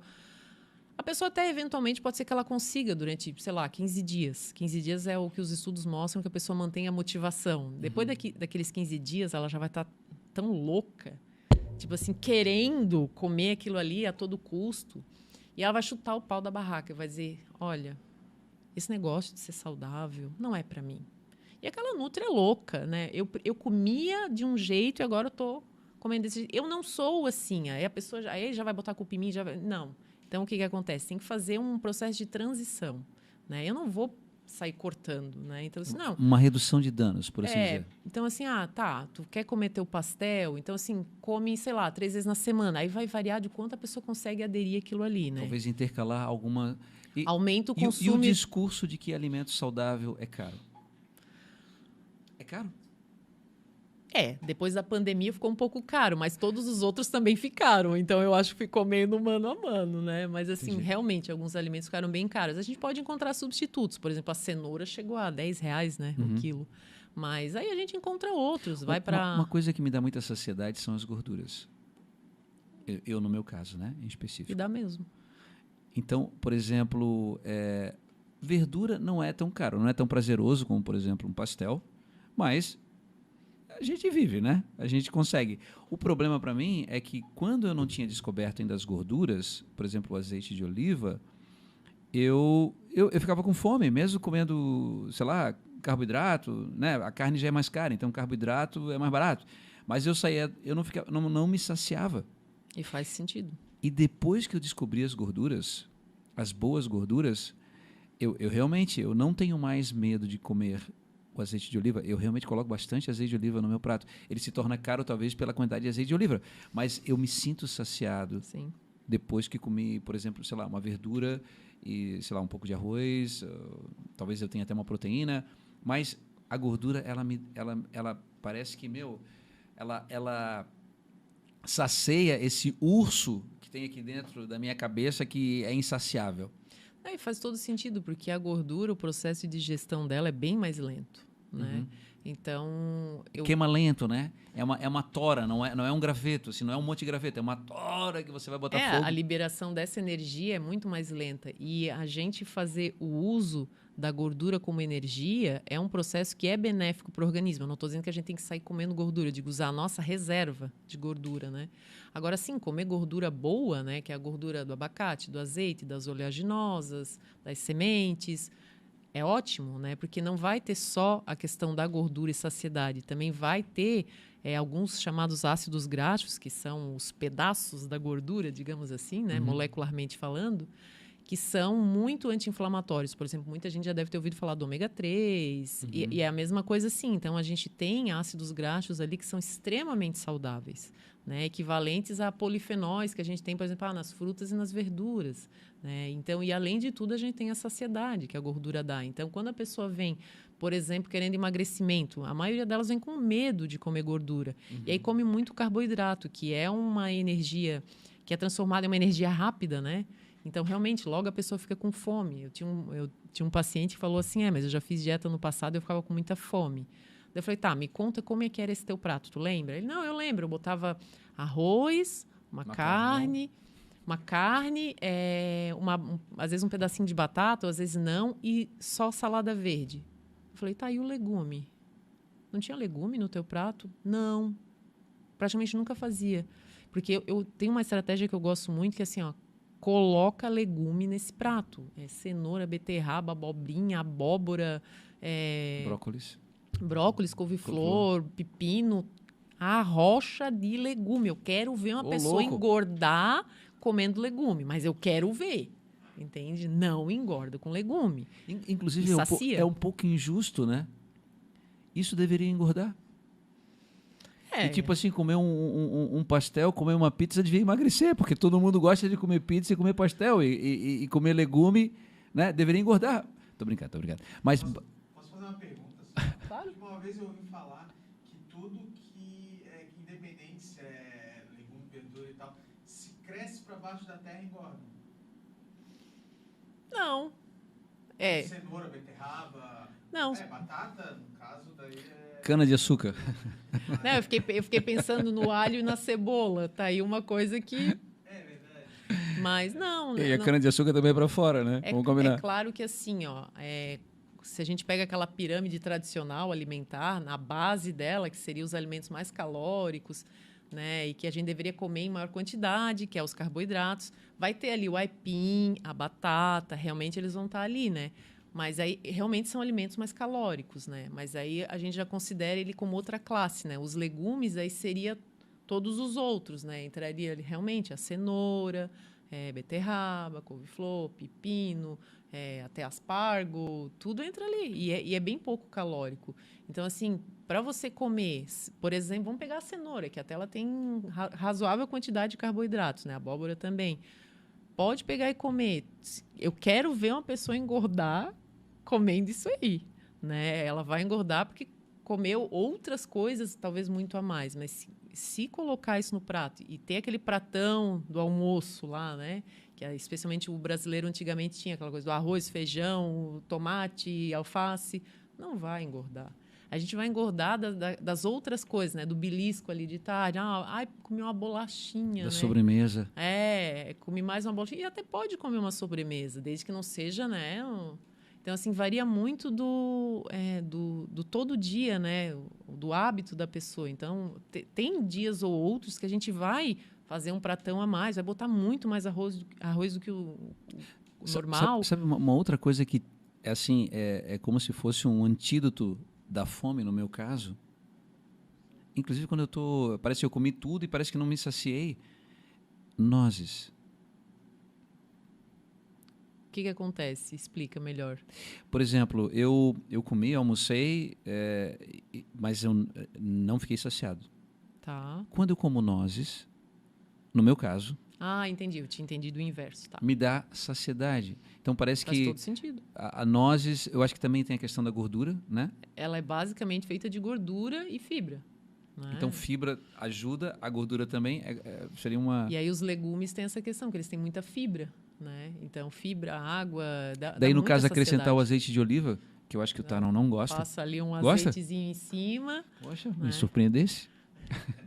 Então, quando esse paciente falou, eu fazia dieta e eu, assim, eu ficava com muita fome depois. Aí, quando ele falou, ele descreveu o prato dele, mas eu também ficaria com fome. Arroz, uma carninha e só folha. Não vou dizer que não tem que comer folha, claro que tem que comer.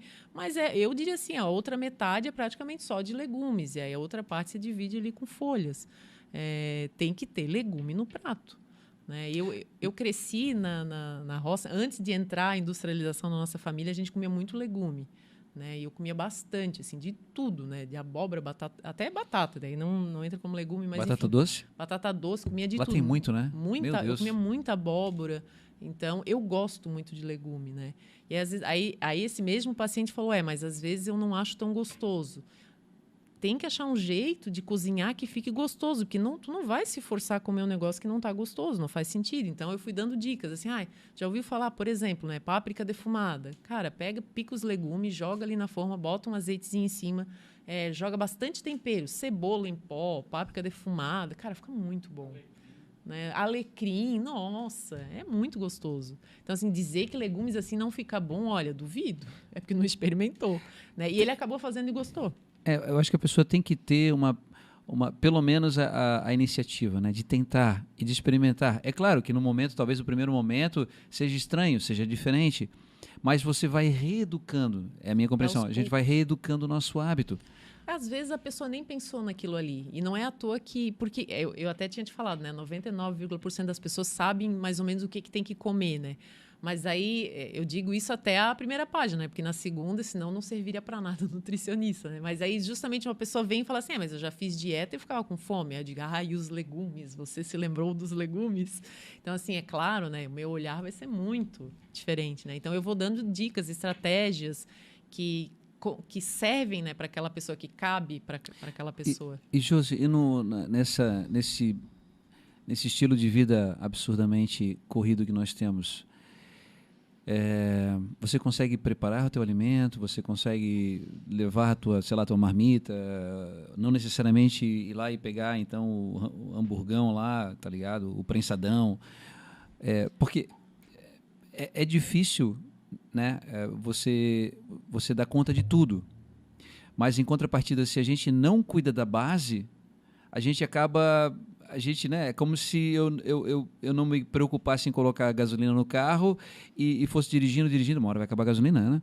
Exatamente. Mas como é que você faz então em relação à preparação dos alimentos? Você prepara teus alimentos? Como é que você faz? Por exemplo, assim, às vezes eu dou algumas dicas e eu gosto muito de colocar assim pratos limpos. De algum lugar tem que sair. Ou vai sair do teu bolso, né? Ou vai sair do teu tempo. De algum lugar tem que sair, porque não existe mágica, né? Então, assim, eu não tenho tempo de preparar meus alimentos. É o que a maioria das pessoas fala, eu não tenho tempo. Vai ter que comprar. Ok, então você vai ter que comprar o mais pronto possível, né? Ou você vai cozinhar final de semana, e aí final de semana a maioria das pessoas quer descansar. Tô morto final de semana, né? Vai ficar mais morto ainda de cansado se não achar uma forma de se alimentar melhor, porque isso é cumulativo, né? Então, assim, tenta achar alguém que faz marmita. Hoje em dia tem pessoas que fazem marmitas até bem equilibradas e gostosas e que o cardápio varia, porque muitas vezes a gente enjoa, né? Eu não consigo comprar. Não compra para todos os dias, né? Vai intercalando. Cozinha alguma coisa no final de semana e intercala com essas marmitas. Ou vai no mercado e compra o mais pré-pronto possível. Hoje em dia já vem o aipim descascado, já vem até embalado a vácuo. É um pouco mais caro. E fazer um panelão de feijão, um panelão de arroz... Congela, daí tem... cozinha final feijão de semana. E arroz. Feijão com arroz é um bom alimento. É um alimento maravilhoso. Na verdade, um dos problemas que aconteceu na população do Brasil, que ali nos anos 90 a gente ainda comia muito arroz e feijão. Tá, você gosta de arroz com feijão? Não, né? Não. E a nossa saúde, os níveis de saúde, né, eram bem diferentes dos de hoje, né? Então, muito era a questão do arroz e feijão. Era o hábito que o brasileiro tinha de almoçar, as pessoas iam em casa almoçar, né? E com o passar do tempo, a industrialização, isso foi se perdendo, exatamente. Então... E você chegou num buffet, aquilo, e normalzão, tem salada, tem proteína, tem isso, tem aquilo. O que você recomendaria de uma pessoa que não tem muito tempo para se dedicar para isso, mas ela quer minimamente mudar os seus hábitos e ter uma alimentação minimamente saudável? O que você recomendaria? Um buffetzão normal, assim? Geralmente eu digo assim, olha, tu já vai ali no almoço, aí já pega... porque eu chego à noite cansado e não quero fazer janta, né? Também não tive tempo no final de semana, tive que cuidar do meu filho, não sei o quê. Uhum. Pega já ali no buffet do almoço e já pega para janta, né? a maioria dos Ao invés lugares... de comer um monte de pão daí à noite, se encher de pão. Exatamente, que uma coisa também que mudou Geralmente as muito pessoas no se hábito, perdem à noite, né? e o que mudou muito no hábito foi a gente sair da refeição, aquela coisa do prato de comida, e ir para o lanche, né? E o lanche sacia muito menos. E a densidade calórica, por exemplo, de um pão é muito maior do que de um legume, né? Então, não está com tempo, já do almoço você já pega para janta e leva. A maioria dos lugares hoje em dia já tem uma geladeira, você já consegue guardar ali. Ou então vai ter que passar no mercado e comprar tudo que achar o mais pronto possível, né? Já descascado. Tem, por exemplo, já brócolis, ervilha já congelado, pré-congelado ali, tudo. Então, assim, de algum lugar vai ter que sair, né? Porque também a pessoa tem que sair também um pouco da zona de conforto. Não adianta assim, nossa, eu quero melhorar a minha saúde, mas eu não tenho tempo e a pessoa também não cede em nada, né? Entendi. Claro, isso é um processo, então não é de uma hora para outra que a pessoa agora vai fazer tudo, né? Eu mesma, às vezes, não consigo. Então, às vezes, assim, na janta eu não consegui ter a comida certinha ali, o prato. Eu como o que tem, né? Mas eu não vou fazer isso todo dia. Estamos nos encaminhando para o final do nosso momento juntos. Duas coisas eu queria abordar. Uma, eu estou num momento em que a minha compreensão sobre sofrimento, ela passa muito pela falta de sentido na vida. Então, por exemplo, Viktor Franklin, ele tem uma frase muito própria dele, que é: o sentido da vida está em encontrar sentido. E que o não encontrar sentido levaria ao adoecimento, leva à compulsão, leva à tentativa de anulação desse vazio existencial dentro desse indivíduo que não consegue encontrar sentido e que, como consequência, sente de forma mais intensa essa angústia. O que eu acredito também que possa estar na base dessa relação talvez mais compulsiva com o alimento, na tentativa não de se alimentar, mas na tentativa de calar essa dor, essa angústia e esse sofrimento. E você mencionou ali na teia, né, que seria o segundo ponto, a questão da espiritualidade. Como que você acredita que a espiritualidade, então, poderia entrar nesse aspecto de dar sentido e de talvez ajudar esse indivíduo em sofrimento a se reeducar de forma alimentar? Eu acho que são vários os fatores. A gente pode olhar isso de várias formas, né? Então, a espiritualidade, para algumas pessoas, por exemplo, ela vai, por exemplo, fazer orações. E a oração nada mais é do que como se fosse uma meditação, né? Então, vai induzir o teu corpo a um estado de relaxamento, que vai reduzir a inflamação, que vai ter todo aquele benefício, né? Isso é um exemplo. A outra questão, por exemplo, da espiritualidade, é você ter uma relação mais positiva com o universo, com você mesmo, de entender que a gente não está aqui por acaso, que a gente é parte de um sistema, né, e um ser que é só amor, né? Então, vai te colocar num estado mais positivo, né, positivista, enfim, de amor. E a outra coisa também, que muitas vezes, né, a gente exerce essa espiritualidade em grupo, né? Eu não digo todas as religiões, mas às vezes aquela coisa de você ir encontrar as pessoas e estar cercado, né? Eu imagino isso também num ambiente positivo, né? Não vou imaginar outros ambientes, né? Então, eu acho que isso tudo vai ter benefício, né? Então, de todas essas formas, eu já encontrei vários benefícios. Deve ter vários outros que eu não devo ter enxergado aqui, né? Mas eu não é à toa que está ali no centro da nutrição funcional. Bacana, bacana. Eu acredito que a pessoa, quando ela ora, por exemplo, ela está direcionando a mente dela para uma ideia em específico. Mas essa ideia, se for o Criador, por exemplo, é uma... né, vou tomar como base como sendo uma ideia, dentro do âmbito psicológico. Essa ideia é uma ideia boa. Ela não é a preocupação. Inclusive, quando o indivíduo declara, né, tudo posso naquele que me fortalece. Então, de repente, ela não necessariamente que ela não esteja passando por uma dificuldade, ela de repente ela está passando por muita dificuldade.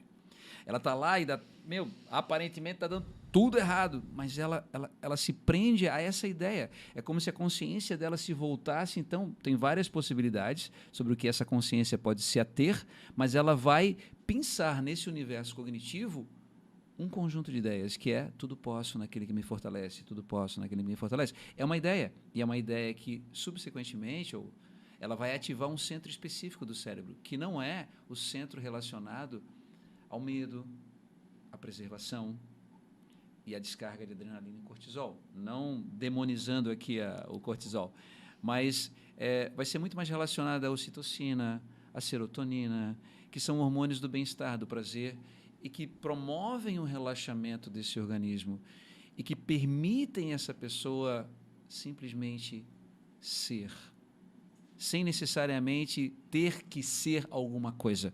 Que eu acho que essa é uma outra doença da sociedade contemporânea. Você não basta você ser quem você é, você tem que se tornar alguém.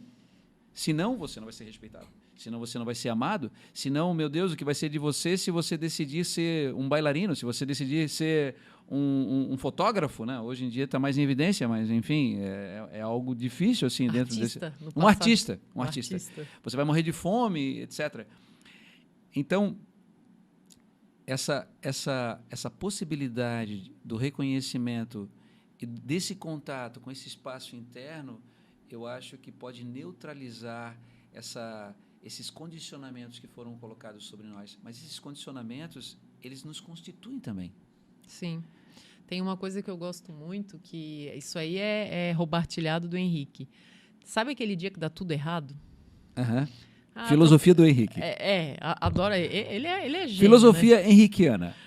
Aí, tipo assim, deu tudo errado, você tropeçou, não sei o que, se machucou, aí caiu, aí esqueceu de pagar, não sei o que. Aquele dia que deu tudo errado, né? Eu, antigamente, às vezes, e isso acontecia muito comigo, né? E aí, deve acontecer com todo mundo, mas falando a minha percepção, né? Aí eu chegava em casa, pô, deu tudo errado, que saco. Aí ele falou assim pra mim, pensa o seguinte, pensa como o dia do pagamento. Como assim? Tudo dá tão certo na nossa vida, é tudo tão bom, que esse dia você pode ceder. Deixa esse dia como pagamento, tá tudo bem. Entendi. E ele já tinha falado várias vezes, não, se acalma, e nada funcionava. Quando ele falou aquilo ali, não sei, foi como uma mágica para mim. Tá, repete de novo para mim. O dia do pagamento? O dia do pagamento. Ou seja, a gente se coloca num estado de gratidão. Quando a gente vai receber? Quando é o nosso pagamento, não? Não, na verdade é o contrário. É como se... uma dívida. Então, tu imagina assim, hoje é o dia que deu tudo errado e você chega em casa super chateado e você pensa assim, não, a minha vida é tão boa, que eu não me incomodo em ter cedido esse meu dia como um pagamento, porque todo o resto é tão bom. Entendi. Tudo tão... né? Isso aqui não é nada. Né? Então, é o dia do pagamento. Então, esse dia é como se fosse um imposto de renda. Pode levar. Entendi. Leva, né? Então, e para mim ajudou muito. Então, quando dá tudo errado, às vezes eu penso, ok, é o dia do pagamento. Então, eu me coloco num estado de calma, né? Porque eu sei que também vai passar, isso não vai durar para sempre. E eu sei que não é uma perseguição do universo comigo, pelo contrário, né? Eu sou tão afortunada que eu posso ceder esse dia, né? É um processo, leva um tempo até a gente entender. Mas quando ele falou isso, nossa, eu fiquei pensando e funciona para mim. Funciona incrivelmente bem. Que bacana, no dia do pagamento. Que bacana. Uma compreensão que eu tenho, que eu uso, que não é minha, que eu peguei de algum lugar, é que o problema é a solução. Boa, gostei também. Então, por exemplo, você chegou aonde você chegou porque um dia você teve aquele problema com a contabilidade. Eu hoje posso dançar mais do que eu dançava antes porque eu tive um problema aqui que quase me inviabilizou. Se eu tivesse parado ali, eu teria ficado no problema. Mas eu utilizei o problema como uma solução e que ressignificou vários hábitos comportamentais e que fez com que hoje eu tenha uma condição fisiológica melhor do que eu tinha antes. Eu sempre digo a mesma coisa, as minhas alergias alimentares são as minhas bênçãos. Uhum. Sem elas, eu não estaria, né, nesse estado de felicidade que eu me encontro hoje. Porque eu estaria provavelmente bastante ainda estressada, trabalhando em coisas que eu não gostava de fazer. E hoje em dia eu posso fazer o que eu amo. Né? Isso é maravilhoso. Então, as minhas alergias alimentares que me trouxeram até aqui... Santas alergias. Elas me trouxeram até aqui, né? Então elas são minhas bênçãos. Eu tenho só a agradecer. Aproveitando então a deixa, se você pudesse, em uma frase, dizer o que é felicidade, o que você diria? Ter propósito. Propósito. Então, para mim, a pessoa sabendo do propósito dela, por que ela está aqui, não precisa obrigatoriamente saber, mas ter o propósito. Ter sentido. Ter sentido. No meu caso, o meu propósito é ajudar as pessoas. Né? Estamos bem alinhados na questão do sentido, né? Já que o meu novo foco agora tem sido em relação ao sentido. Na compreensão disso e como que o sentido ele pode, uma vez que eu me conecte com esse sentido que de fato existe dentro de mim e reconheça e tenha coragem para vivê-lo, as outras coisas elas vão, o dinheiro vai surgindo, quem tiver que ir vai, quem tiver que se aproximar vai se aproximar e as coisas vão caindo nos seus lugares. É verdade. Josi, quero agradecer então demais a tua presença e que é uma honra, né? Obrigado por todo esse conhecimento que você pôde dar para a gente, compartilhar com quem está escutando. O Taron, por exemplo, ele precisa muito desse conhecimento. Eu que agradeço. Estou brincando, brincadeira de coração. O Taron me conhece. Mas então, valeu e muito obrigada até uma também. próxima. Até mais. Valeu, galera. Um abraço, hein? Abração. Tchau, tchau.